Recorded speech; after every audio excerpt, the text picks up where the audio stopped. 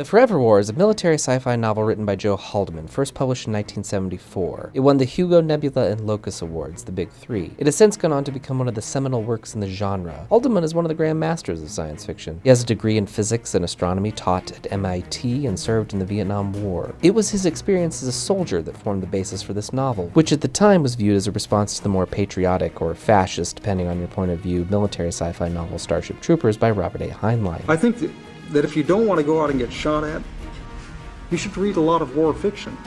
I mean, see how other people have expressed it. Hemingway was never a soldier. Hemingway wrote pretty damn good war fiction. And all the things he knew about being a soldier were from watching other people.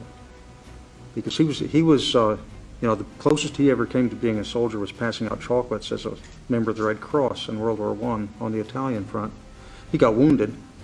And that's an important part of being a soldier. Next to dying, that's, your important thing. The story follows William Mandela, an Earth soldier caught up in an interplanetary war with an alien species known as the Tarans. Through the relativistic effects on aging based on the time dilation of near light-speed travel, Mandela manages to experience the entire breadth of a 1,000-year conflict, the titular Forever War, while only aging a few years. The physical and psychological toll war has on its soldiers, as well as the isolation they experience coming home again, are the main subject of the narrative. Those themes are handled brilliantly. Elements of the Forever War are fascinating in the context of when it was written, pre-Star Wars, pre-Firefly. For instance, Haldeman utilizes the concept of collapsars as means of interstellar travel, dubbing the main gate the spaceships travel through as Stargate.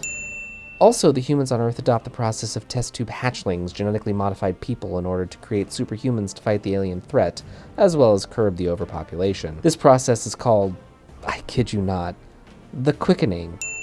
Also, Earth ends up adopting new pronouns, specifically they, them, instead of he and she around the year, and again, I kid you not, 2023. Haldeman's world here is one where the military-industrial complex becomes the main economy, the great god that all must serve, another chilling parallel to the 20-year war in Afghanistan we just suffered through, which began around the same time Haldeman predicted a war would break out, but thankfully lasting about a tenth of the time. All of these elements are sobering in the story, and more than a little depressing. However, through a modern lens, there are other elements that are subject to critique.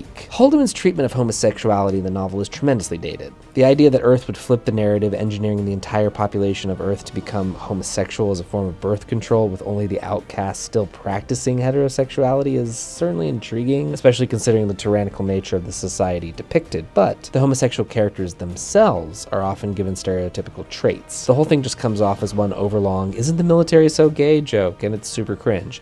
It's the kind of humor a baby boomer hippie finds funny, but ages like milk. Though I do applaud the push towards egalitarianism for men and women in the military. The treatment of the main character in general is about as infantile as Heinlein in his military science fiction. That is really my biggest critique of the Forever War. As much as it was pushed at the time as the anti-Heinlein military sci-fi, the rather one-dimensional, rugged individualism prescribed to William Mandela's character is pretty indecipherable from Juan Rico in Starship Troopers. Just substitute pacifism for patriotism. It wouldn't be until Orson Scott Card's Ender's Game that the genre would be infused with a greater sense of complexity and character study. Still, this is a phenomenal read, especially for those lovers of truly hard, technically minded sci-fi writing. You can check out The Forever War at any bookstore or library, and you can follow my filmmaking journey at patreon.com/therealmontylight.